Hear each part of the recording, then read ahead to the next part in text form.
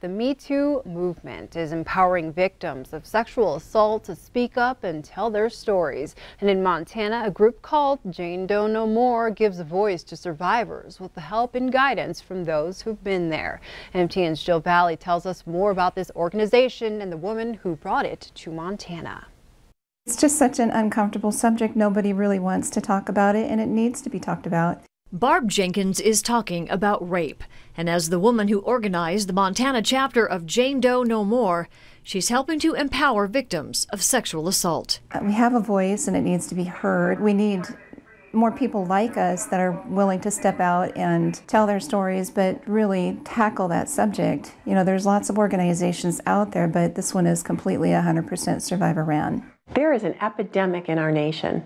It thrives in darkness and is fed by a culture of secrecy and deceit. Doe No More is a group that began in Connecticut. Its mission is to empower survivors of sexual crimes to find their voice, advance their healing, and educate others.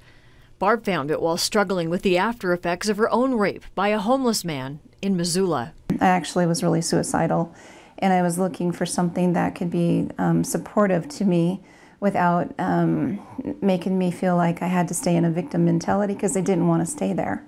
So it's a very positive, survivor-led organization. It focuses on the after the rape, the positive things that we can do to make a change in our society, because it's such a huge problem. The organization goes into schools with a program called the Safe Student Initiative.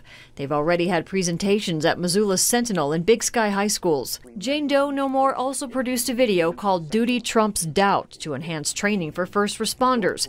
The program includes a self-defense class called Escape Alive, and there's a private Facebook page for victims to share their stories and find support. This is the first chapter in Montana, the first actually outside Connecticut. In its 2-year existence, it's trained sexual assault survivors to be on the Survivor Speak team. It's about stopping the rape culture. And Barb says this is just the beginning. I would love to be able to get into more schools. I want to go to other cities, Great Falls, Kalispell. Every time that I've given this presentation, somebody has come to me and said, "Thank you, I needed that." You know, and they've disclosed their abuse to me every time. In Missoula, Jill Valley, MTN News. And Barb wrote a book about her experience with her sexual assault called Bearing Jane Doe. You can learn more at janedoenomore.org or find the group on Facebook.